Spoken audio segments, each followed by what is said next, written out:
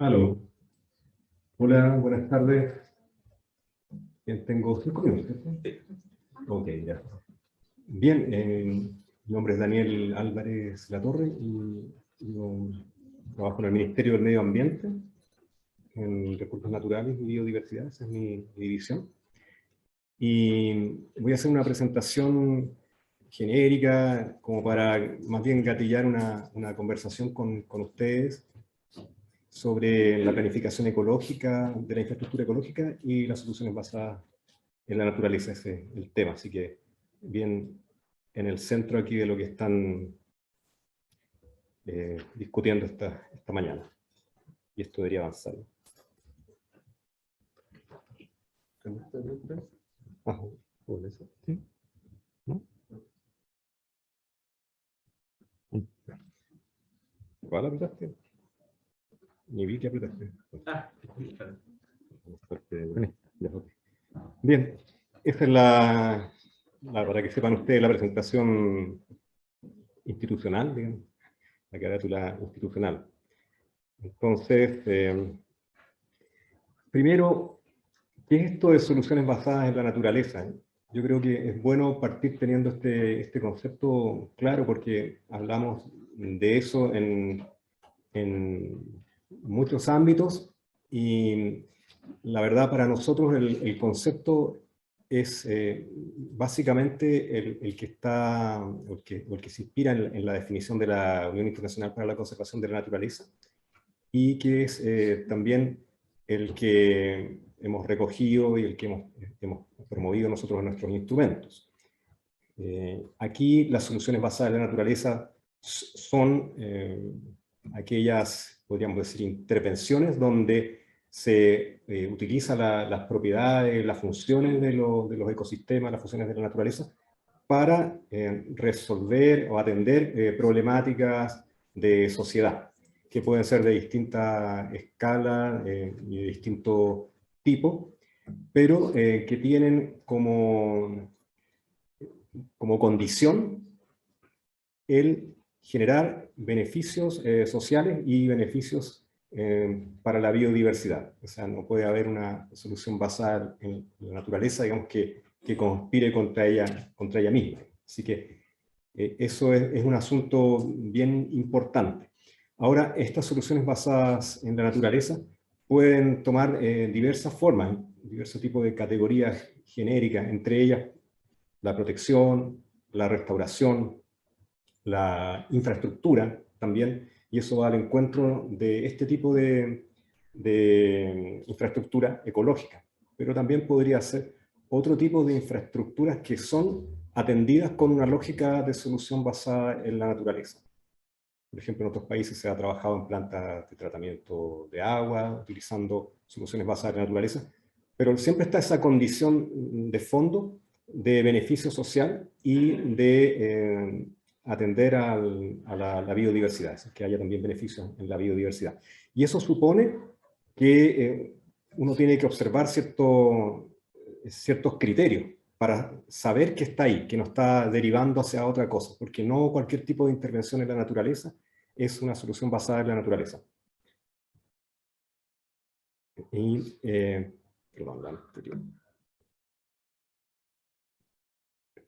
Nosotros hemos, les decía, instalado este concepto en varios instrumentos, como la estrategia climática de largo plazo, la misma ley de cambio climático que está a las puertas de promulgarse, y digamos, el inicio de esto, por lo menos del punto de vista del Ministerio, es el Plan de Adaptación al Cambio Climático en Biodiversidad del año 2014. Ahí trabajamos justamente con la IUCN en un proyecto que se llamaba EPI, que era sobre soluciones basadas en la naturaleza.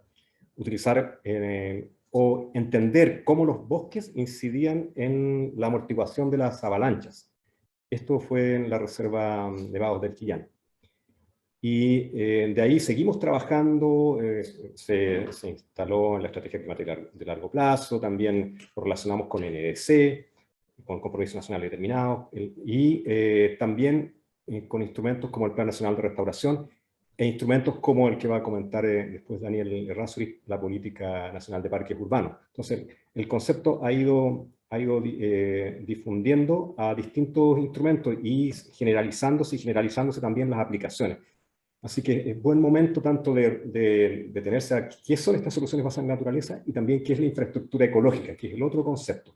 Nosotros por infraestructura ecológica entendemos, tal como dice acá, es una definición de la Estrategia Nacional de Biodiversidad, aquella red interconectada de ecosistemas naturales, seminaturales y en algunos casos antropogénicos, que en su conjunto contribuyen a mantener la biodiversidad, proteger las funciones y los procesos ecológicos, para asegurar la provisión de servicios ecosistémicos imprescindibles para el bienestar de la sociedad. Es entonces esa red, y entendemos que no es una red suntuaria, no es una red, es una red que se necesita, al mismo título que se necesitan otro tipo de infraestructura, se necesita esa red. Pero ¿cómo se logra esa red? ¿Cómo se planifica? Bueno, ahí aparece la planificación ecológica. Ok, me queda un poquitito. La planificación ecológica es una metodología de tipo territorial que permite darle forma a la planificación, a la infraestructura ecológica. Y es lo que nosotros hemos trabajado ya en 6 regiones. Acá está la región del Maule, pero también Valparaíso, Higgins, en Biobío, en la Araucanía, la misma región metropolitana. Y con esta facultad y con el proyecto Jeff Montaña trabajamos también en la región metropolitana a escala local en 36 comunas, que es la imagen que ven ustedes allá acá abajito, ¿no?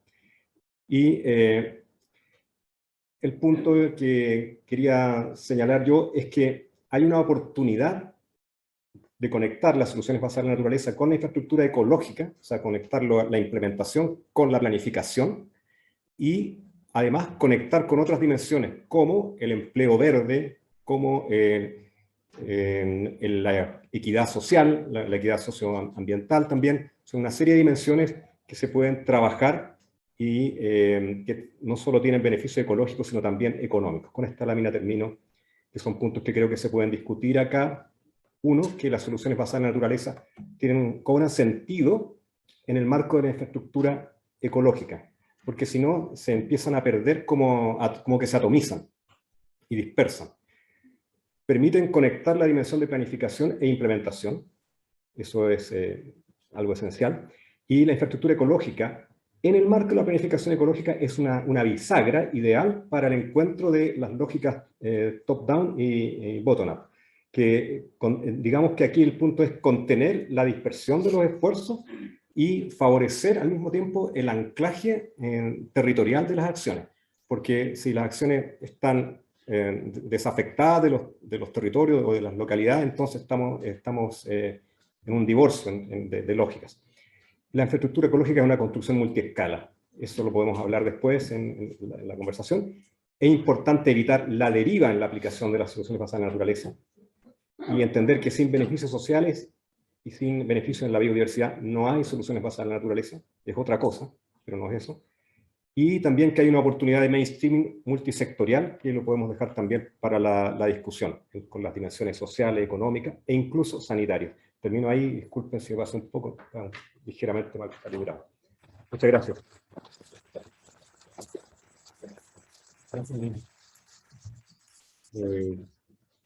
Gracias, Daniel. Paso ahora a la presentación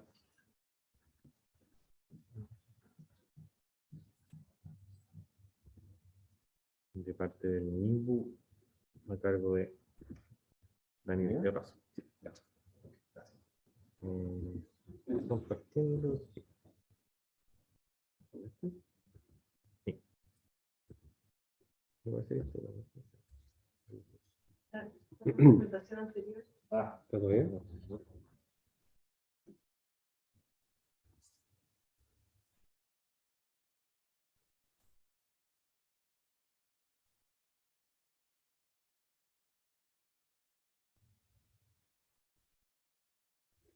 Gracias. Sí, ahí está. Ya, muchas gracias. Muy buenas tardes a todos y todas. Gracias por la invitación. Gracias a Conexus, a LifeLab y a Santiago Mas, Infraestructura Verde, a la Universidad de Chile, Alexis también, que participó además de esta política, así que un especial agradecimiento. Hoy día venimos un poco a presentar de una manera muy rápida, tenemos pocas diapos y poco tiempo, de la Política Nacional de Parque Urbano, un proceso que duró 3 años más o menos hasta el día de hoy y que vamos a tratar de resumirlo en pocas diapos, ¿no? Así que vamos a avanzar, si es que podemos avanzar. Como ley de Murphy, total. Eso, ahí, ¿no? Sí, ahí. Sí. Listo. Como les decía, el programa, una breve reseña para saber qué es lo que está haciendo el MIMBU y qué es lo que significa el programa de parque urbano de este ministerio, que este año cumple 30 años, son ya 3 décadas del año 92, que partió como línea de inversión formal a través de decreto y que está constituido por 4 pilares. Uno es el pilar de la construcción de los parques urbanos, el segundo pilar y eje es la conservación de ciertos parques urbanos, el tercer eje o pilar que es más nuevo es el mejoramiento de parques urbanos, son distintas líneas de inversión. El cuarto es la política parque urbano, sobre la cual vamos a hablar rápidamente a continuación, y el quinto es el plan de implementación de esta política que nace a partir del año pasado y en paralelo con la tramitación de la misma política.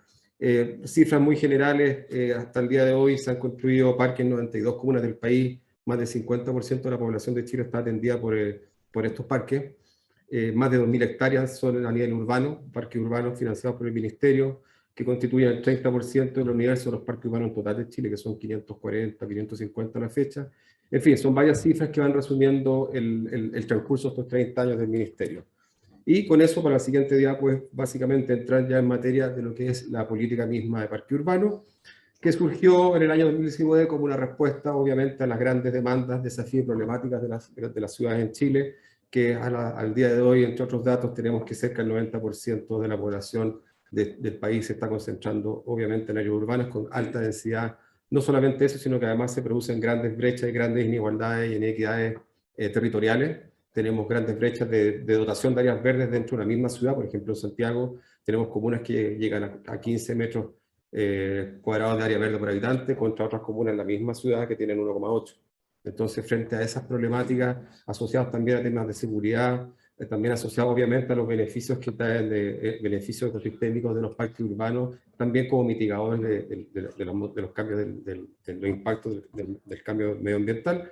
En fin, frente a todas esas problemáticas y varias más que fueron producto de un diagnóstico, se llegó a la conclusión que se debía llegar a un acuerdo nacional, que la política en sí misma es un gran acuerdo nacional, no es un instrumento vinculante, no es legal, sino que es un gran acuerdo que define principios y objetivos, que define ámbitos estratégicos y ejes de acción, que entrega orientaciones y criterios generales, pero que a su vez esta política como documento no puede quedar archivada, no puede quedar guardada, por lo tanto toda política necesita tener un brazo armado, un brazo práctico, que es los planes de implementación, y que son finalmente acciones concretas que van basadas en los ejes prioritarios de la política, en este caso son 6 ámbitos estratégicos, que se programan a través de acciones de corto, mediano y largo plazo. Esta política está pensada para 20 años plazo en su programación, y se supone que esta política, como toda política pública, debería revisarse cada 5 años, de acuerdo a cómo se ha ido monitoreando el cumplimiento de los lineamientos que en su origen tuvieron como objetivo.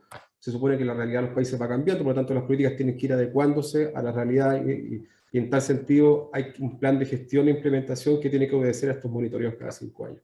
También define responsables y actores para cada una de estas acciones.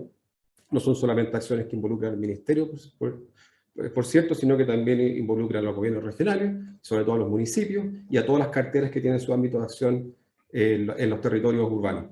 Y define finalmente lo más importante, que son metas e indicadores para poder medir estas metas. No solamente hay que fijar metas, sino que hay que fijar formas de medir las metas. Y lo interesante de esta política además fue que tuvo 4 pilares importantes de participación durante todo el proceso, constituido por una comisión nacional de expertos. Alexis formó parte de esa comisión, en representación también de la academia. Emanuel Gianotti también formó parte de esa comisión. Habían expertos en paisajismo sustentable, Premios Nacionales de Arquitectura, ingenieros, en fin, había un matiz de profesionales que aportaron muchísimo, sin duda, para la elaboración del documento. Lo mismo se hizo en réplica de comisiones regionales. En las 16 regiones del país se sesionó en dos oportunidades con comisiones que involucraron todo el sistema público, privado y grupos de interés, ONG y fundaciones. Hubo una mesa intersectorial, vale decir, de todos los ministerios a nivel central que intervenían también en el área urbana y que forman parte de la Comisión de Ciudad y Territorio. Y finalmente hubo dos consultas, una de entrada que era simplemente una consulta de percepción de parques urbanos, queríamos saber cómo la gente percibía los parques urbanos, eran 12 preguntas clave que nos arrojaron también varias verdades y varias cosas bastante notorias que nos sirvió para un poco direccionar parte de la acción y los objetivos. Y finalmente una consulta de salida que ya era sobre del documento del anteproyecto, que era mucho más específica y que era sobre un grupo determinado de profesionales. Los principios rectores de esta política y probablemente de varias otras políticas de este tipo son la calidad, la inclusión y la equidad, la sostenibilidad, la descentralización y la coordinación intersectorial, la participación y compromiso, la adaptabilidad y la gradualidad, que es lo que hablaba hace poco de acuerdo a esta de revisar cada 5 años los efectos que va teniendo en el tiempo, que son finalmente los valores que orientan el documento. El objetivo general, tal vez lo leo porque aquí están contenidos todos los ámbitos estratégicos que después se desprenden del documento, que es generar un marco consensuado a nivel nacional para orientar y promover el desarrollo de parques urbanos sostenibles que se constituyen como uno de los componentes estructurantes de las ciudades, eso es muy importante, de la planificación de la ciudad y los territorios, que promuevan la equidad territorial y la integración social, fortalezcan la pertinencia e identidad, aporten al bienestar, la salud y la seguridad de las personas, contribuir al desarrollo local y al equilibrio ambiental a través de una gestión integrada, descentralizada y participativa. Esos son todos los valores resumidos en un objetivo general que después se transforman en cada uno de los ámbitos estratégicos que la constituyen. Son estos los ámbitos estratégicos, que son 6, que definen 19 objetivos específicos y a su vez 57 lineamientos que son los que dan pie al siguiente plan de implementación. La integración social y territorial, el primer ámbito. Segundo, bienestar, salud y seguridad. El tercero, el medio ambiente, resiliencia y cambio climático. La pertinencia territorial, identidad, paisaje y el patrimonio.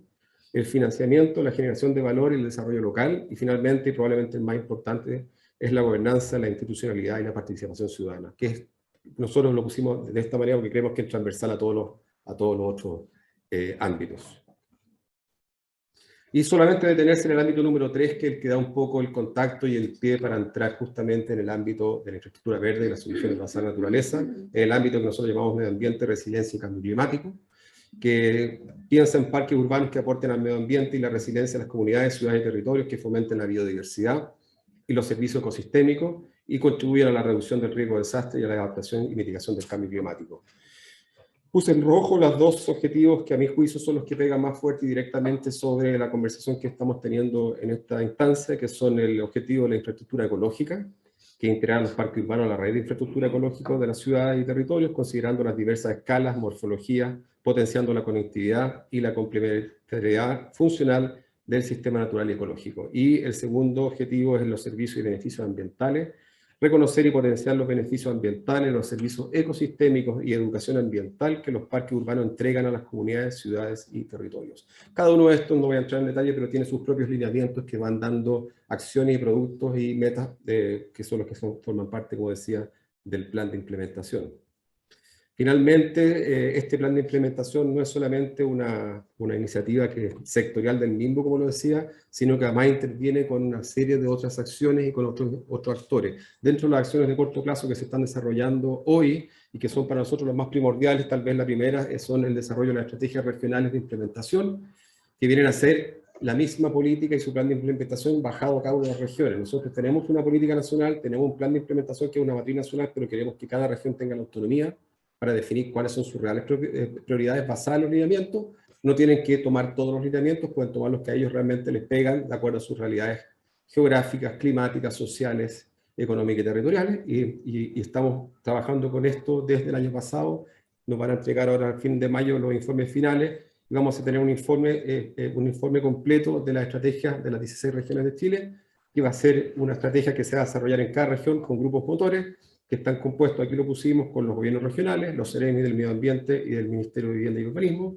Vale decir un paréntesis que también en la política de parques urbanos fue suscrita, firmada no solo por el Ministerio de Vivienda y Urbanismo, sino también por el Ministerio de Medio Ambiente. Las municipalidades y actores claves también locales son claves al momento de definir estas prioridades. Estas estrategias regionales queremos que sean parte y pretendemos que sean insumos valiosos no solamente para el accionar sectorial del ministerio, sino que formen parte de los planes de ciudad 2050, por ejemplo, que formen parte también activa de los planes nacionales, de la política nacional de ordenamiento territorial. tenemos también el accionar del COMICIVIT, la Comisión de Ciudad, Vivienda y Territorio. En fin, queremos que este sea un insumo valioso para cualquier plan de desarrollo, sea comunal, sea metropolitano o sea regional. La agenda del cambio climático que estamos llevando adelante en conjunto con Medio Ambiente también declara metas que están asociadas a las metas mías de la política. Por lo tanto, ahí hay un diálogo directo entre las metas y están concordantes.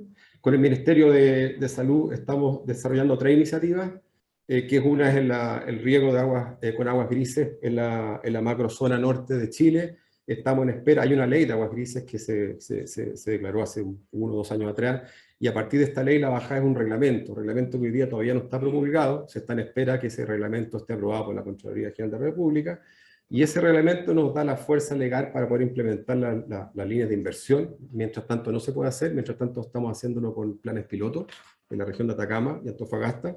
Hemos tomado 3, esta es la última, hemos tomado 3 parques de pilotos de ejemplo para poder regar con ellos, con aguas grises provenientes de los subsidios de todos los edificios que están colindantes a este parque, así que es una iniciativa muy interesante. Tenemos ley y reglamento y proyectos pilotos, tenemos una herramienta de medición de evaluación sustentable de parques urbanos, que la creamos en el Ministerio con la ayuda de un consultor de la Universidad de Biobío, también la vamos a estrenar prontamente.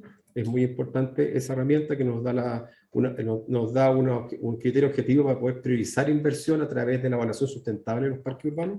Con Medio Ambiente tenemos el tema de los humedales urbanos, un tema clave, los residuos orgánicos. Todos los parques queremos que estén compostando de aquí al 2030, todos los parques financiados por el Ministerio y conservados por el Ministerio, que son muchos, que estén compostando íntegramente al año 2030. Compensaciones ambientales. Y finalmente la Política Nacional de Desarrollo Urbano, que es el techo de esta política. Con eso me despido y agradezco, los invito a poder consultar el libro de la política de parques urbanos que está alojado en el sitio web del MIMBU en el formato PDF. Muchas gracias.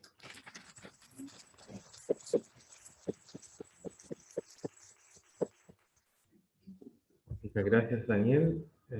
Ahora voy a invitar a Luis Mesa, del Gobierno Regional Metropolitano.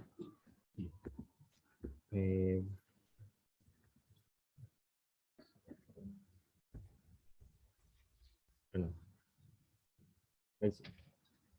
les pido por favor que se ajusten a los 5 minutos. Sí, No, vamos.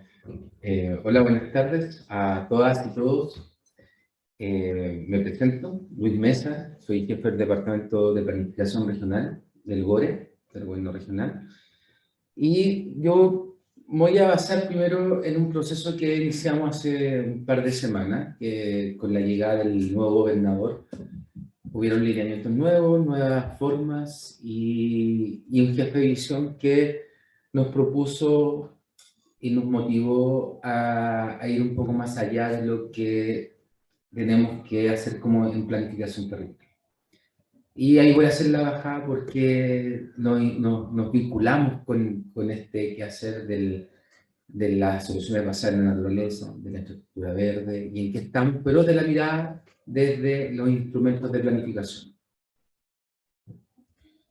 Bueno, la imagen corporativa que todos piden después. Bueno, nosotros hace ya un par de semanas empezamos con este proceso Santiago 2050, en donde nos invitamos y invitamos también a repensar la ciudad, que es una visión compartida de la región metropolitana de Santiago, y no solo la ciudad, sino también la región completa, ¿ya? En donde tenemos que tener ya como son más que pilares, tenemos 3 ejes que nos van a conducir en este proceso, que es un proceso bastante largo, que lo estamos recién comenzando, que es integración social, sustentabilidad ambiental, equidad de los territorios. Un proceso participativo, nosotros vamos a tratar de ver una nueva, de incorporar nuevos elementos de la participación ciudadana en este proceso, en donde los vamos a llamar cabildos, que es el nombre que nuestro gobernador Claudio Rego pone a esta parte de la participación. Y vamos a hacer cabildos temáticos, vamos a hacer cabildos comunales, vamos a hacer un gran proceso donde poder recoger no solo la opinión, sino también que se hagan partícipes de estos instrumentos que vamos a lograr realizar. O sea, y tenemos que realizar. ¿Cuál es este proceso? nosotros tenemos Santiago 2050, tenemos una línea de base que estamos generando hoy en día dentro del Departamento de Planificación, un diagnóstico integrado para llegar a una imagen objetivo, la cual nos va a ayudar a tener nuestra nueva estrategia de desarrollo regional, la cual tiene se terminó su vigencia, pero el Consejo Regional la amplió la vigencia por 18 meses más para poder tener esta estrategia vigente, esperemos, aprobada en marzo del 2023. Y nos ayude también a hacer el paraguas para estos instrumentos que son muy importantes, que ya fueron nombrados en otras instancias de este seminario, que es el PIMED, que es el Plan de Inversiones de Movilidad de Espacio Público Intercomunal. Y repensar el PRMS. Pusimos PRMS 2024. No es que vamos a tener un nuevo plan regulador metropolitano de Santiago aquí al 2024. No. De aquí al 2024 vamos a tener los cimientos para decir, ¿saben? Tenemos que hacer uno nuevo, tenemos que modificarlo. ¿Ya? Ese es algo que nos va... La estrategia de desarrollo regional nos tiene que decir, porque la estrategia, lo que estamos buscando es que sea el gran paraguas de los instrumentos de planificación de la región. Y que realmente sea el paraguas y que los otros instrumentos se engranen con el instrumento principal de la región, que es la carta guía, que es la Biblia de la región. ¿Ya? No sea también solo usado por el gobierno regional, que lo usamos en algunas cosas, no en todo, no, tiene que ser un instrumento que realmente haga la bajada y sea realmente el instrumento madre de la región. ¿Ya? Y ahí por eso ahí podemos plantear varias discusiones con respecto a eso, porque eso, hoy en día tenemos una gobernanza que es distinta, tenemos un gobernador regional que tiene que gobernar la región, y tenemos todas estas instancias del centralismo que aún no tenemos claridad bien cómo vamos a coordinarnos bien con las Ceremis, ¿ya? No hay claridades aún en algunas cosas que tienen que ver los límites, ¿ya? Pero el gobernador tiene una instancia, los instrumentos de planificación son nuestros, hay cosas que vamos a pedir competencias, las vamos a pedir. Hoy día tuvimos un buen anuncio de la presidencia, salió ahí que una de las competencias que se van a empezar a trabajar es de los planes intercomunales, entre ellos el PRMS, que pasaría totalmente a la parte del gobierno regional. O sea, en lo particular creo que es una muy buena noticia, ¿ya? Bueno, este proceso vamos a tener que generar también mucha participación, o sea, que vamos a tener mucha discusión, muchas cosas que vamos a tener que llevar a cabo para que se pueda lograr este gran trabajo. Disculpe, ¿por qué lo pusimos Santiago 2050? Porque la visión va a ser al 2050, pero la estrategia sabemos que tienen periodos de 10 años, cada 10 años se van modificando. Algunas regiones la hacen cada 15, pero eso también va a entrar en discusión ahora. Y la estrategia la nueva estrategia va a tener que responder a las demandas ciudadanas, de dar viabilidad y soporte a la visión de ciudad, operar como guía y horizonte, y poner lineamientos, ¿ya? Y aquí muestro los enfoques, que son variados, de género, ¿ya? De la participación ciudadana, inclusión, ¿ya? Por nombrar algunos, ¿ya? Y ahora, si nosotros logramos tener la estrategia nos va a decir si modificamos, yo le puse nuevo PRMS ahí. Importante de las modificaciones, ¿por qué? Y ponemos estos casos que nos llevan a los famosos hitos verticales, ¿ya? Ahí tenemos un tema, sabemos que el PRMS no llega a esa escala, pero sí ayuda a que el PRC pudiera haber hecho algo más, no tenía PRC la comuna, esto se desató, hoy tenemos un problema dentro de la ciudad muy complejo, ¿ya? Y hoy tenemos que ver cómo lo solucionamos, y ahí hay un tema, ¿ya? Y eso implica que los espacios públicos se vean afectados, ¿ya? Y aquí hay algo que estamos trabajando ahora recientemente, que tiene que ver con soluciones basadas en la naturaleza. Queremos tener un FIC, que es un fondo de innovación de competitividad del gobierno regional, que es un fondo que postulan distintas organizaciones, entre ellos la universidad, donde les pasamos dinero para que hagan innovación. Y entre ellos está este proyecto de techos verdes, que queremos que no que todos los edificios tengan techos verdes, pero sí todos los que tengan factibilidad de tenerlo. ¿Ya? Y vamos a empezar con unos pilotos, el FIC abarca pilotaje de este tipo, y hay varias experiencias que son bien buenas. El hospital del Carmen, en Maipú, tiene un pequeño techo verde y ha funcionado bastante bien, en la Florida también, y este FIC va a ir a fomentar a cómo se deben de mantener. Realmente no son todas las plantas, no pueden ser todo tipo de vegetación, son vegetaciones que las podemos utilizar en altura, las podemos utilizar para que sean resistentes al agua, resistentes al frío, a temperatura, a presión, etc. Son condiciones distintas, ¿ya? Pero la idea es poder también ayudar a que una mole de cemento nos pueda ayudar también con temas de vegetación, ¿ya? Que aportan a la ciudad. Otro ejemplo que tenemos, este el último, con este término, que una ayuda que puede ser una ayuda a la acción del cambio climático. Nosotros estamos proponiendo reactivar el proyecto del eje de la Alameda Providencia, ¿ya? Pero no solamente que sea bonito, sino que sea útil para todos. Buena vegetación que ayude. Aquí hicimos recién los primeros acercamientos, esto recién lo tenemos en un estudio para poder ver cómo lo vamos elaborando, porque hay que conseguirse muchos recursos, no es fácil, ¿ya?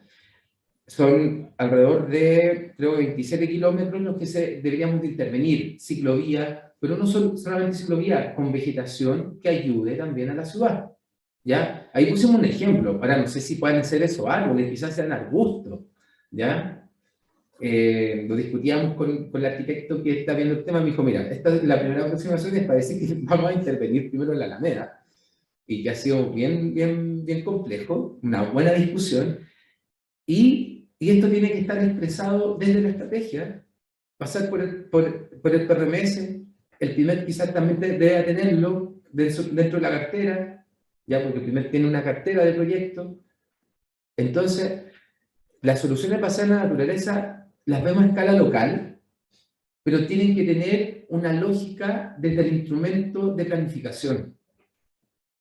Y eso lo pongo en discusión, porque podemos hacer muchas cosas, muchas soluciones, pero tienen que haber lineamientos, tienen que haber objetivos, tiene que haber una estructura, que quizás dentro del plan de acción de la estrategia, puede ser dentro de los objetivos que tenga el intercomunal, en este caso el PRMS, ¿ya? La normativa del PRMS tiene que apuntar a este cambio, ojo, no la tiene por completo. Entonces tenemos un gran trabajo, por eso quise presentar este cuadro madre. Y creo que tenemos que hacer validar este instrumento de la estrategia para que se valide el resto, pero en un trabajo que sea en conjunto y que cada instrumento hable con uno con el otro. Si no, vamos a tener que seguir teniendo instrumentos impresos con una portada bonita en nuestro escritorio. Y eso es lo que, por mi parte, no quiero, y voy a pelear por eso, que sean instrumentos que estén en digital, pero que sean vivos. Eso, gracias.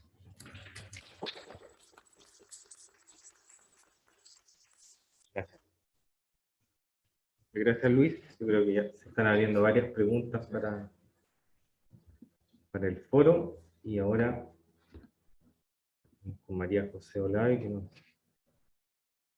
va a hablar sobre los desafíos de implementar esto de manera intersectorial, que ha salido ya En varias, Sí. en casi todas las exposiciones, de hecho.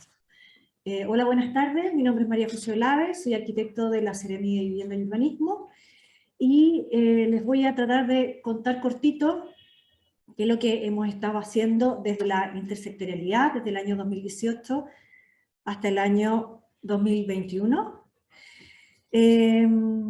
A ver, ¿por qué estamos hablando hoy de coordinación intersectorial como estrategia de desarrollo? Estamos hablando sobre, ¿no es cierto?, la infraestructura verde y cómo las soluciones basadas en la naturaleza son una solución ante la crisis. O sea, el diagnóstico está claro, todos hablamos de cambio climático o del proceso de la Tierra, eso es indiscutible. Todo lo que han hablado los expositores anteriores tiene que ver con el cambio de nuestra forma de hacer y de nuestra forma de generar ciudad. Entonces, en ese sentido, me gustaría hablar de tres ideas, fuerza. Primero, que tiene que ver con el desarrollo sustentable. O sea, esto es una cuestión mayor, no solo desde las soluciones basadas en la naturaleza, sino que es algo desarrollo sustentable del planeta, digamos. Y en ese sentido sabemos que es un desarrollo que tiene que ser equilibrado entre el ámbito económico, el ámbito social y el ámbito ambiental, ¿no es cierto? Pero debemos encontrar este equilibrio y esta coherencia, ya lo dijeron los expositores anteriores, ¿no es cierto? Cómo se explota, ¿no es cierto?, el recurso natural, cómo se evita comprometer la vida en el planeta, cómo contaminamos menos y cómo hacemos que los seres humanos tengamos calidad de vida, pero respetando la biodiversidad, ¿no es cierto? Y en ese sentido, cuando hablamos de sustentabilidad, hablamos, ¿no es cierto?, de cómo acercamos la naturaleza a nuestros espacios urbanos y a nuestros espacios rurales. Y sabemos que el hábitat natural, ¿no es cierto?, es un sistema integrado, ya todos lo conocemos, lo sabemos, y en ese sistema integrado, ¿no es cierto?, hay diversidad, cada uno, ya lo dijeron aquí las exponentes antes, cada actor de ese sistema presta un servicio, ¿ah? Tiene un rol en ese sistema. Por lo tanto, si eso nosotros lo llevamos desde el hábitat natural a nuestra sociedad, aquí cada uno tiene un rol, y cada uno aporta, ¿no es cierto?, desde su vereda. Entonces, cuando hablamos de que las soluciones basadas en la naturaleza es una estrategia, efectivamente lo es en tiempos de crisis, y cómo hacemos que esta estrategia permita, ¿no es cierto?, la regeneración urbana de nuestros asentamientos. Y al hablar de retroalimentación o del hábitat natural, pensamos, ¿no es cierto?, en estos diferentes actores de este sistema natural que también se reflejan en la sociedad. Hablamos del ámbito privado, del ámbito público, ¿no es cierto?, de la comunidad, en los barrios, ¿no es cierto?, de las organizaciones civiles, desde la academia. Entonces, como para cerrar un poco la jornada, todos estamos hablando desde el ámbito técnico, pero es relevante hablar de la coordinación intersectorial, ¿no es cierto?, con estos diferentes actores. ¿Y por qué es relevante? Porque en el fondo se busca, ¿no es cierto?, desde la coordinación intersectorial, que cada uno aporte y que se expresen en acciones que van dirigidas, ¿no es cierto?, a la retroalimentación. Es decir, que cada actor aporte, ¿para qué? Para que busquemos soluciones conjuntas, con miradas diversas, cada uno desde su experiencia y desde su conocimiento.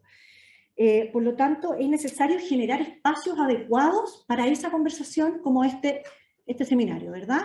En donde venimos todos de distintos lugares, pero todos tenemos una intención y un objetivo común.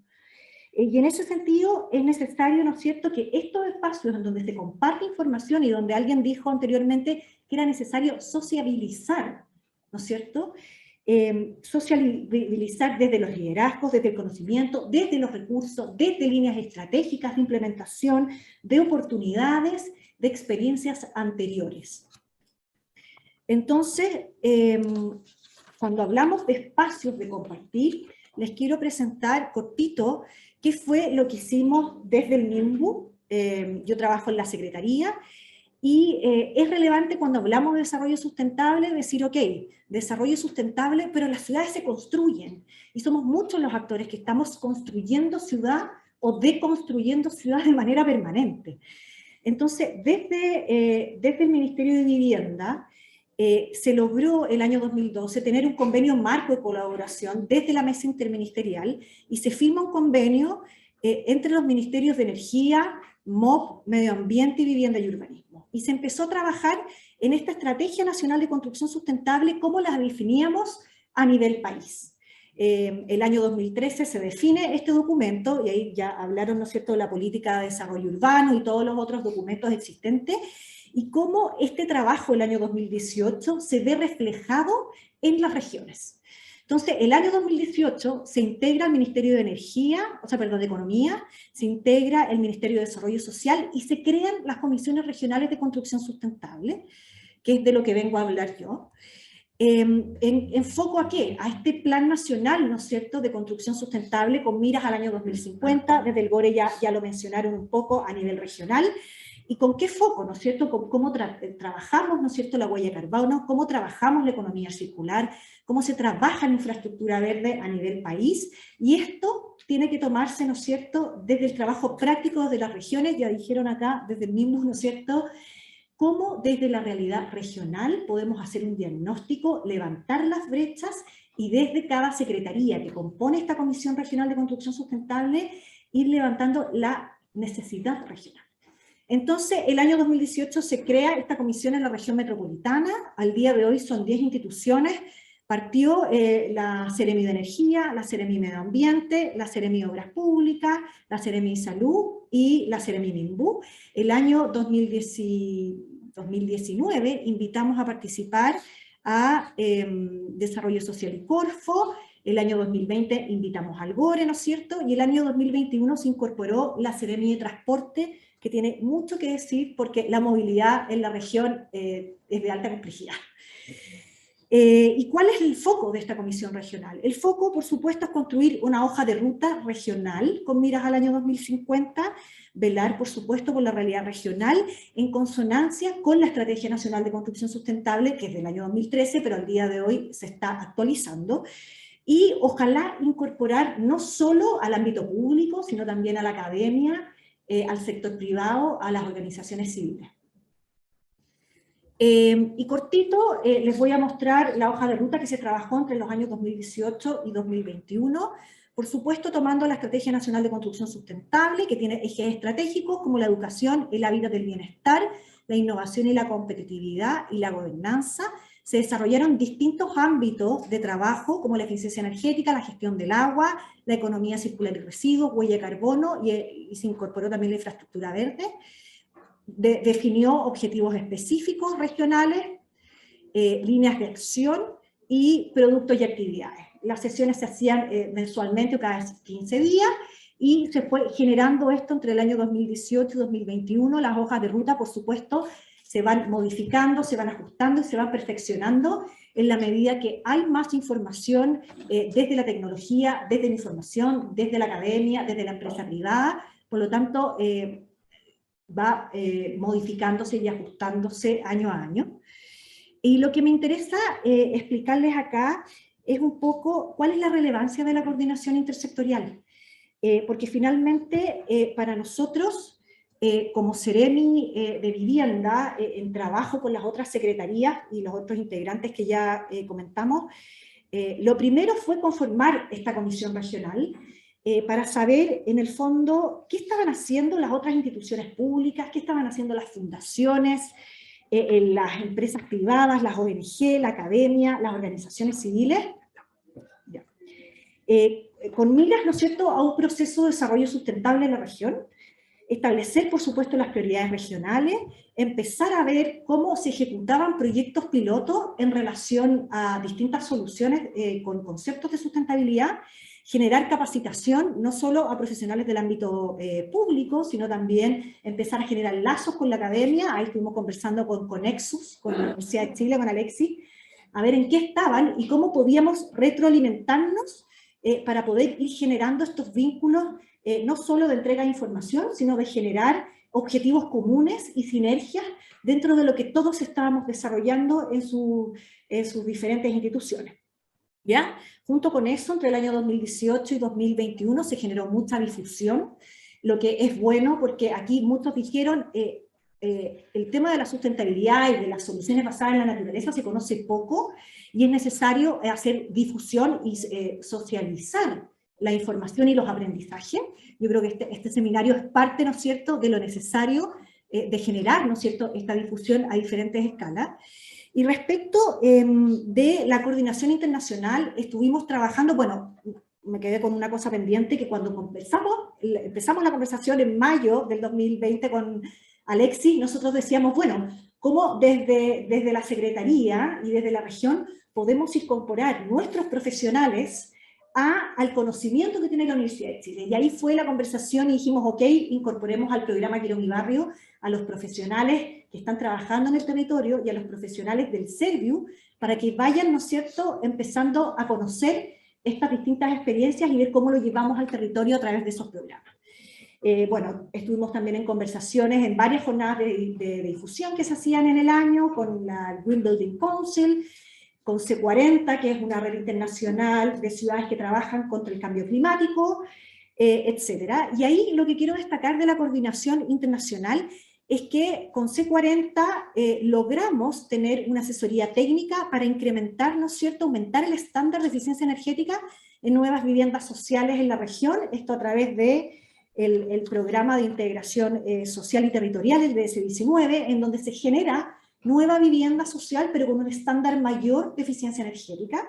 Y los beneficios de eso, por supuesto, que es la disminución de gastos en calefacción, que la habitabilidad de la vivienda al interior sea mejor, un ambiente más limpio, etc. Entonces, estos estándares se están aplicando en llamados regionales. Fue un desarrollo entre C40, la Seremi de Vivienda, la Seremi de Energía, el Serviu Metropolitano, la DITEC, ¿no es cierto?, desde el MIMBU, que es la División Técnica de Estudio y Fomento Habitacional. Entonces, ahí vamos generando, ¿no es cierto?, estos vínculos y esta asociatividad para poder llegar al territorio con mejores soluciones. Entonces, ¿qué es lo importante, ¿no es cierto?, de promover este vínculo y esta coordinación intersectorial? Que en el fondo logramos crear valor a los proyectos, valor a los programas, valor en el fondo del vínculo con otro. La ciudadanía tiene mucho que decir respecto de los espacios que habitan. Saben, lo dijeron en el Quiero mi barrio, saben perfectamente dónde se inunda, dónde está el microbasural, dónde falta la luz, etc. Entonces, cuando llegamos al territorio desde la microescala, desde la escala mediana y desde la macroescala, es mucho más fácil generar proyectos que sean atingentes hacia el territorio. Alguien dijo, oye, tenemos que respetar el clima, tenemos que respetar en el fondo cómo la geografía nos habla para poder entregar soluciones que sean más integrales. Y para cerrar, creo que es importante el trabajo coordinado, propiciar la integración y el vínculo en los distintos sectores, crear valor, ¿no es cierto?, a través de la sustentabilidad social, porque finalmente los actores, cada uno, va a poder entregar desde su experiencia información concreta que al final se va a traducir en un buen diseño, en una buena ejecución, y lo más importante, lo que dijeron desde Aguas de Barrio, la mantención de sus proyectos. Entonces, eso es lo más difícil, y esa es nuestra piedra de tope cuando hablamos de sustentabilidad. Desde la educación, desde la capacitación, cómo mantenemos todo el esfuerzo que viene de los profesionales antes, en la etapa de diseño y de ejecución. Eso.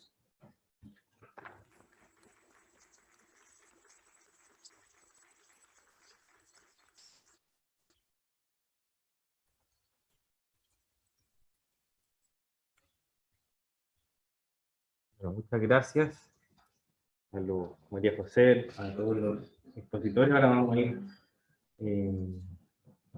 dando paso al foro, probablemente tal. Bueno, antes de... nosotros nos han surgido varias preguntas, digamos, conforme a lo que se ha ido conversando. Hemos visto, ¿no es cierto?, desde lo macro, desde la importancia de tener claros los conceptos de ecología, de soluciones basadas en la naturaleza, ¿no es cierto? Daniel nos llevó de nuevo a esa pregunta que ha surgido bastante en el seminario, qué son realmente las FDN y cómo tenemos que mantener el foco en realmente qué es lo que queremos aportar con este tipo de soluciones, y la importancia de la planificación, ¿no es cierto?, a todas las escalas. Ahí Luis también nos hizo de nuevo ese recordatorio, ¿no es cierto?, volver a pensar en todas las escalas, en articular.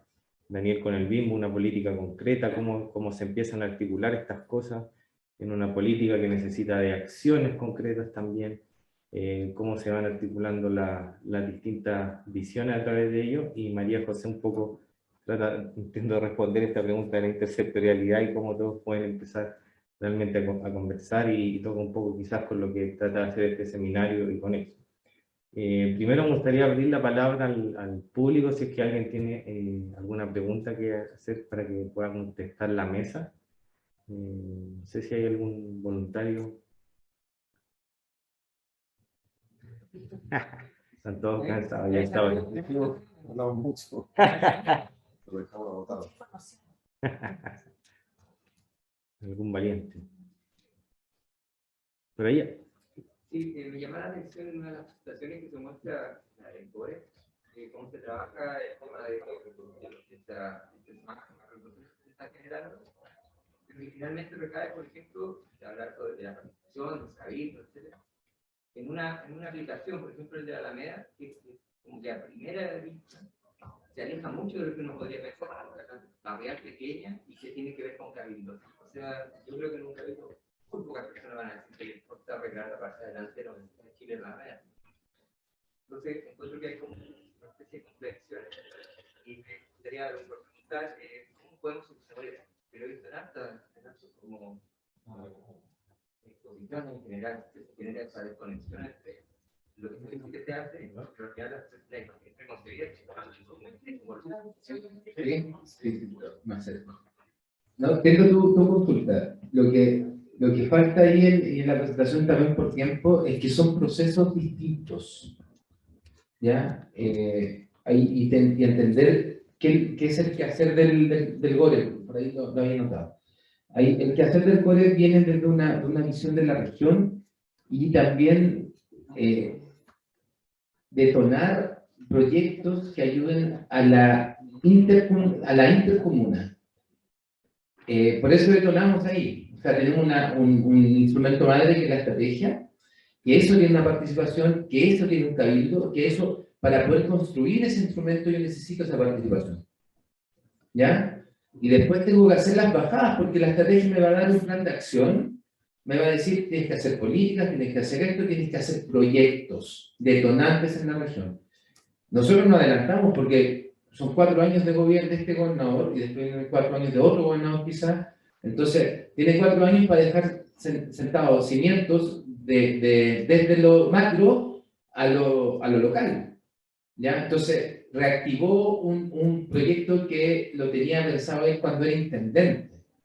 Que no se acuerdan del concurso, un concurso, ¿ya? De que iba a empezar por pajaritos, ¿ya? Y bueno, pero se reactivó porque es una buena idea que no solo ayuda a una comuna ni a un barrio, sino que ayuda a la interconectividad de una ciudad completa y de la ciudad más grande que tiene la región y el país. Entonces ahí tenemos que decantar también en proyectos que sean detonantes y sé que fuimos un poquito centralistas, o sea, Santiago como el Gran Santiago, ¿no? Tenemos que buscar otros proyectos que estén en Melipilla, que estén en San José de Maipo, bueno, hay algunos ya, sobre todo en el parque, que estén en Win, que estén en Paine. Me gustó mucho la presentación de Win hoy día.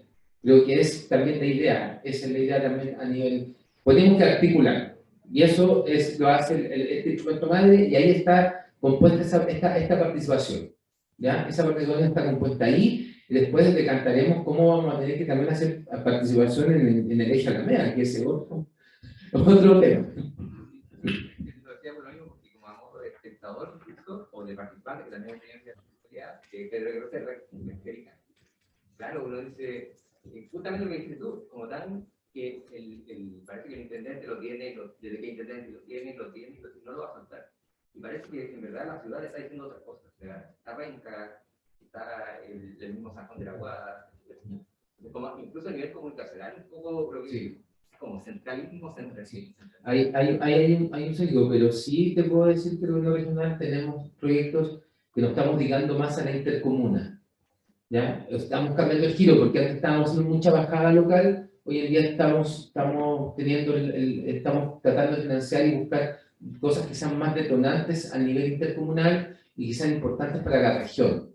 ¿Ya? Ahí hay un cambio en el análisis inversional y después ya se verá en la ejecución, pero en el análisis inversional, que es mi parte de división, estamos cambiando esa visión de tratar de buscar, de financiar proyectos que sean mucho más detonantes para la región. que sean de una comuna, pero que sean detonadas en la región. Por ejemplo, Renca, que tienen en su cartera el Cerro Renca, ¿ya? Por ejemplo.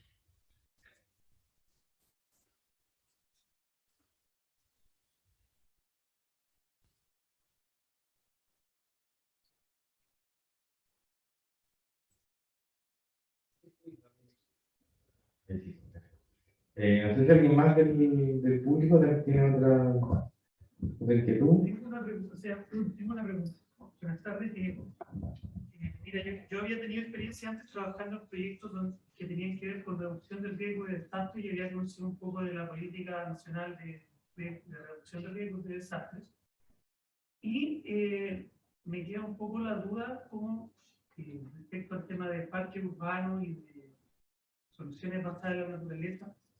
¿Cómo integran estas dos áreas? En el sentido de que, si bien en el 2019 yo hubiera tenido la visión de muy bien, uno puede planificar algo y tenemos la certeza de que no vamos a encontrarnos con una pandemia o con una guerra potencial, ¿cómo ustedes miran ahora el tiempo en el que estamos, en el sentido de que puede que haya ciertas acciones, como por ejemplo la toma de ciertos terrenos donde se ejecutan ciertos proyectos de soluciones basadas en la naturaleza? ¿Cómo se enfrenta esa incertidumbre de que ciertas acciones en el futuro puedan perjudicar estos proyectos que se pueden generar? Gracias. ¿Tu nombre? Gracias, César. No sé si alguien quiere partir. Yo puedo responder desde Parque Urbano. Tenemos una sociedad con nuestros colegas en el mismo ministerio de la Secretaría Ejecutiva de la Comisión de Reducción de Riesgos de Desastres. Ellos han formado parte desde la elaboración de la política, el plan de implementación, y están elaborando, por ejemplo, una guía de recomendaciones para el diseño de parques que consideren, obviamente, la mitigación y las consideraciones de riesgo de desastre en ellos, como su diseño. También estamos tomando otra iniciativa que respecto a los parques en conservación, vale decir, los parques en uso existentes. Ellos ya hicieron un levantamiento completo a nivel nacional de cuáles son las condiciones de exposición a los riesgos que están estos parques, y frente a eso nosotros creamos una línea nueva que mencioné antes, la línea de mejoramiento de parques urbanos, que lo que hace es invitar nuevas pequeñas intervenciones para poner al día esos parques y transformarlos en parques que sí atienden esas circunstancias. También se hace a través del programa de construcción de parques urbanos, por tanto está cubierto en todos los ciclos de vida de inversión en los parques urbanos, al menos desde el mismo. Por lo tanto, es una respuesta a partir de la política de cómo se ha ido implementando el criterio de reducción de riesgo de desastre en el parque urbano. Hay casos ejemplares, por ejemplo, estamos hoy día a punto de comenzar un parque humedal en el Coquimbo que se llama Culebrón, que está asociado a un plan de urbano habitacional, POH, que es un proyecto muy grande. Y es la recuperación de un humedal que estaba en riesgo y estaba absolutamente deteriorado. Y justamente ese humedal, por estar frente expuesto a la costa de Coquimbo, tuvo que pasar por la evaluación múltiple de múltiples factores que evaluó justamente la Comisión de Riesgo de Desastre, y basado en esas recomendaciones hicieron los ajustes al diseño final de ese parque. Por lo tanto, hay una acción directa desde la Comisión en todos los planes, programas de inversión en áreas verdes y parque urbano, al menos hablo desde el sector de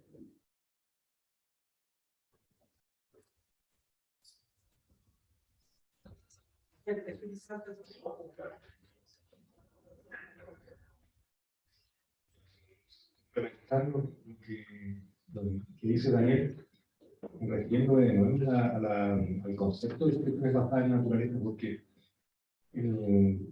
más allá de esta definición que comenté yo, hay una serie de criterios y de estándares en su aplicación. Y entre esos criterios está la consideración de las comunidades de aspecto inclusivo, en proponer y gestar esas soluciones. Entonces, yo creo que hay que revisar bien lo que es ese concepto y cómo aplica. Nosotros estamos promoviendo que los estándares que ha desarrollado la UCN puedan ser tomados en cuenta para darle un marco a la aplicación de las soluciones basadas en la naturaleza. De modo que efectivamente se estén teniendo en cuenta estas consideraciones sociales y otras que pudiera haber. Entonces, la buena aplicación del concepto es clave, porque si no estamos aplicando algo que es distinto, puede ser otra cosa, puede que sea bueno, pero hay que ver, digamos. el hecho de que se haya dado una definición y que se haya dado un marco de estándares, es buscando cierta garantía de que nos estamos moviendo en un espacio con ciertos criterios.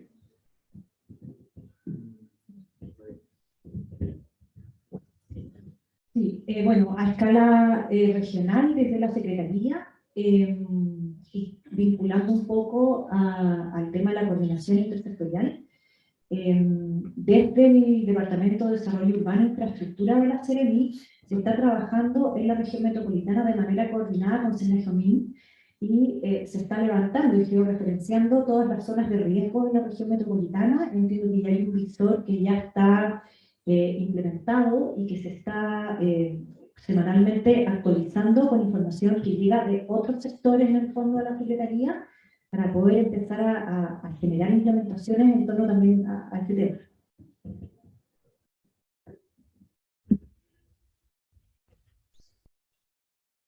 Hay hartas cosas desde de los instrumentos de planificación. Nosotros, por ejemplo, en la nueva estrategia que estamos planteando, lo que nosotros licitamos, le pedimos al constructor que hiciera el análisis de riesgo de desastre. Y también, una de las cosas que nos hemos topado cuando hacemos los pronunciamientos ambientales desde el GORE, que nosotros nos pronunciamos en políticas, plan y programa y en compatibilidad territorial, nos encontramos con algunas veces, no más de algunas, de inmobiliarios sobre todo, que se sobrepasan zonas que tienen zonificación de riesgo, y no se preocupan toda la zona, pero ocupan una parte y como que se hacen los locos y después nos cambian las escalas, pero ahí hay un tema también. ¿Ya? Ahora creo que los instrumentos en este aspecto tienen que, y el instrumento normativo principalmente, por eso yo creo que hay que dar una vuelta con la revisión del PRMS, que puede ser una de las modificaciones, y normar bien qué pasa con estas zonas que tienen algún tipo de riesgo, ¿ya? Y por otro lado, que está el tema de la gestión de riesgo, que en donde nosotros, justamente me tengo que ir en unos minutos a una participación ciudadana de ciudades resilientes en La Reina. Ya estamos haciendo talleres ahí, tenemos un proyecto que estamos viendo cómo poder elaborar planes de gestiones de riesgo, pero desde la ciudadanía, para que los puedan ser implementados en las comunas. Esa es una de las cosas que ya estamos trabajando, y estamos trabajando en el Pie Andino, estamos trabajando en La Reina, en La Florida, en Peñalolén y Puente Alto, ¿ya? En esa zona. Entonces hay otras cosas que ahí estamos haciendo. Me interesa mucho lo que no sabía que están trabajando en la Seremi. Le voy a preguntar a Fabián. Creo que es interesante porque la ONEMI regional, que va a cambiar de nombre por la ley, tiene que generar también un sistema y tiene que generar una plataforma y todo. Entonces tenemos que unir para no duplicar. Va a ser sinergia. Ya.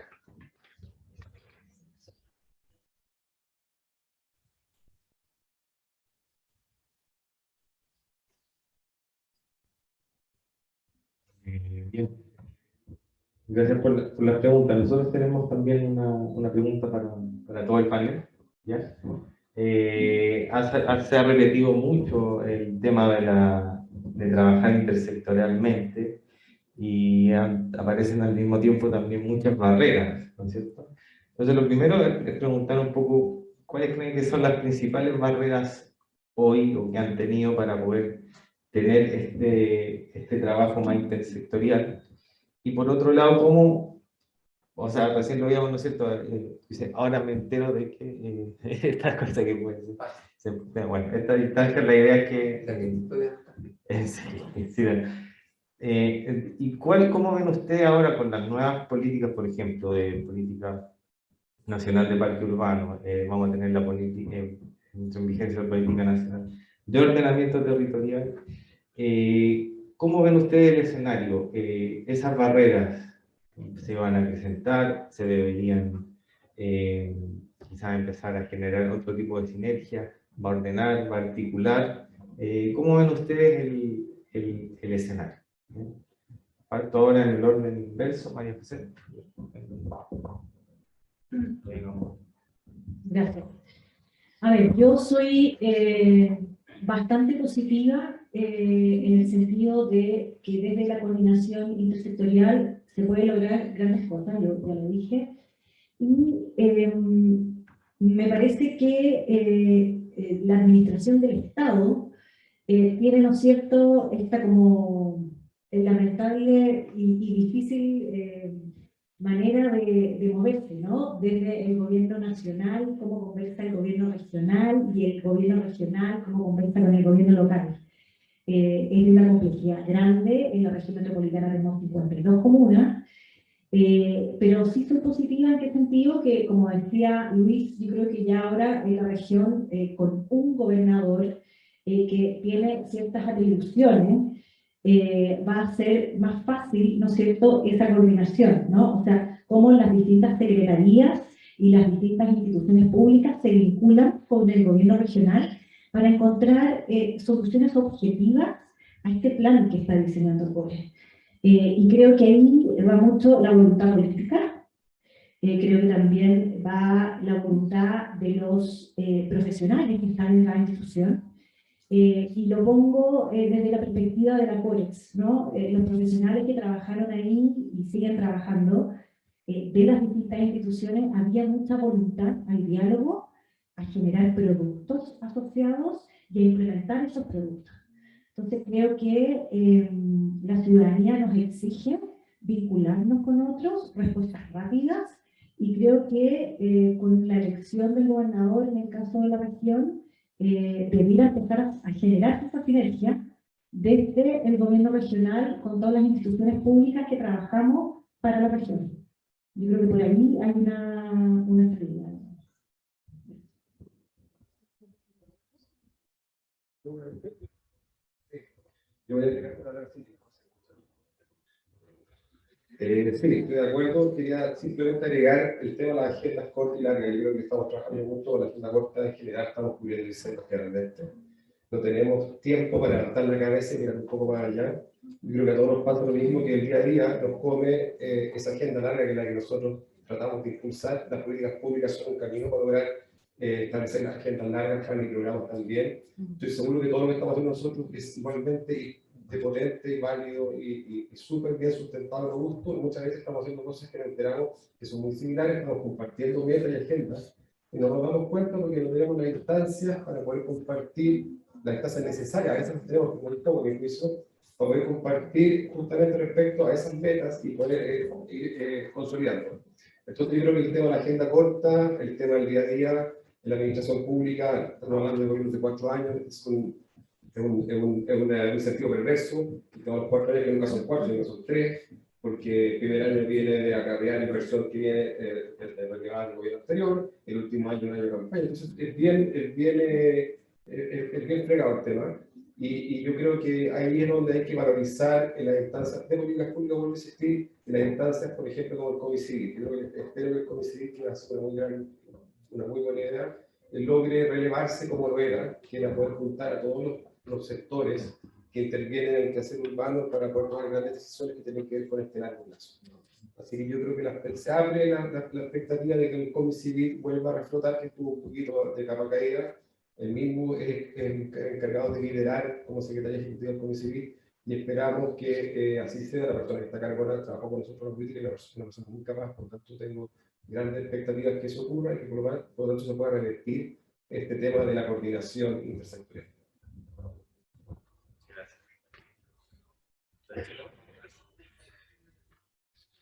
Es complicado porque estamos en una instancia, y creo que lo dije ayer en un taller delante del proyecto regional de inversión, a las comunas de Melipilla y Talagante, de las dos provincias. Estamos en una instancia histórica, como lo que se está planteando hoy en día en el país. Tenemos un gobernador electo, tenemos que los gobiernos regionales creo que tienen que ser los coordinadores y gestores de muchas acciones. Tenemos que dejar de ser la billetera de las comunas. ¿Ya? Eso no quiere decir que vamos a dejar de pasar inversión o de pasar dinero de los distintos del FNDR a las comunas, no. Pero sí tenemos que cambiar un poco el giro, eso es indudable. Tenemos que coordinarnos mejor con los sectores. Tenemos que lograr esa coordinación. Tenemos coordinación en algunas cosas bastante bien, otras estamos más caídos, pero tenemos que lograr conversar. ¿Ya? Tenemos que lograrlo, porque si no, no podemos duplicar. Eso es lo primero, porque por el tema de recursos no podemos duplicar. Hay que darle más facultad al gobernador, y en todo el país. Y eso es indudable que tiene que ser así. ¿Ya?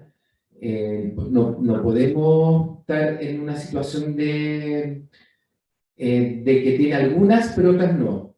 Pero sí, aquí sí, pero acá no. Entonces, tienen que entender que los que estamos eligiendo son políticos. ¿Ya? Y por lo tanto, tienen que tener facultades para que nosotros los técnicos podamos trabajar. Entonces, nos cortan un poco ahí, ¿ya?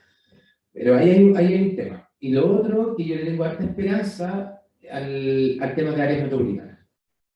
Ahí le estoy poniendo mis buenos pesos a que esto va a resultar. ¿Ya? El tema de áreas metropolitanas creo que va a ser un instrumento que va a poder coordinar mejor, porque si se consolida un consejo de alcaldes a conformar la área metropolitana, los gobernadores pasan a ser un tipo de alcalde mayor, porque van a presidir ese consejo y tienen que coordinar.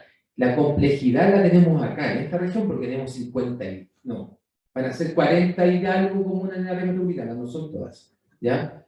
Porque hay una metodología y hay un estudio que dice que son 40 y algo, las otras comunas quedarían no fuera, pero tendrían otro tipo de coordinación. Por lo tanto, al tener área metropolitana, tendríamos una coordinación que es distinta, podríamos coordinar distintas cosas y distintas acciones sobre la ciudad y sobre el espacio rural. Y las comunas que también quieren fuera, también podemos poder coordinarlo de distintas maneras. ¿Ya? Y esa coordinación yo creo que va a darle un peso distinto al gobernador en esta región principalmente. Puede pasar en Valparaíso y puede pasar en Biobío. El resto de las áreas metropolitanas van a ser pequeñas, de 2 comunas, no más. Coquimbo La Serena, Iquique Alto Hospicio, Puerto Montt, Alerce y Puerto Vara, Temuco Padre Las Casas, Talca Maule, pero son pequeños. Un gobernador tiene que coordinar a 2 comunas. Este gobernador tiene que coordinar 42 comunas para un área metropolitana y 10 comunas que queden fuera del área metropolitana, que las podríamos llamar rural, entre comillas, porque no quiere decir que tú configuras un área metropolitana y la ruralidad se muere y todo va a ser urbano. No. Hay que cuidar la parte rural también en estas comunas que quedan dentro. ¿Ya? Entonces, ahí le tengo harta fe que las cosas pueden cambiar, porque aún hay que coordinarnos de distinta manera, porque va a haber una institucionalidad y una gobernanza mayor.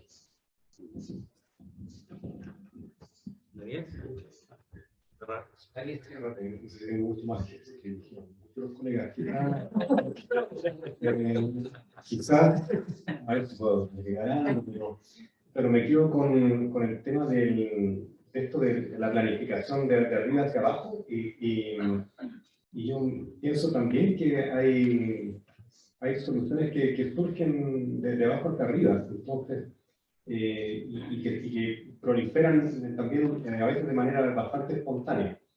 Entonces, yo por eso decía que tiene que haber un encuentro entre esas maneras de conversar, porque hoy día tenemos una cantidad de conversaciones de canales impresionantes, y además que continúan creciendo, o sea, cada vez más.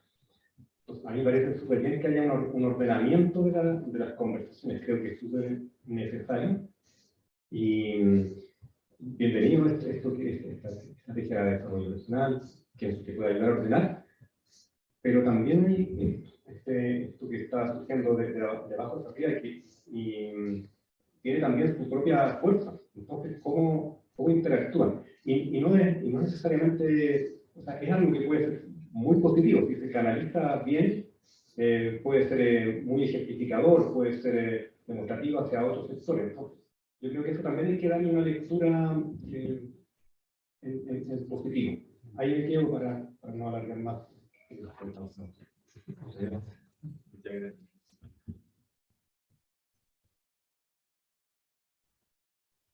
Bueno, yo creo que ya estamos llegando al final de la jornada. ¿Ah? Vamos a dar un aplauso a nuestros panelistas por la inteligencia política.